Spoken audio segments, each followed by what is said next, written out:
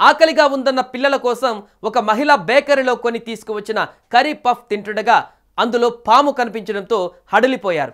మహబూబ్ నగర్ జిల్లా జడ్చర్లలో జరిగిన ఈ సంఘటన పైన సిఐ కమలాకర్ కథనం మేరకు పట్టణంలోని జౌకీ నగర్లో నివాసముంటున్న శ్రీశైలమ్మ మంగళవారం సాయంత్రం కూతురు కొడుకు కోసం శ్రీలక్ష్మి అయ్యంగార్ బేకరీలో పిల్లలకు ఒక ఎగ్ పఫ్ కర్రీ పఫ్ కొన్నారు.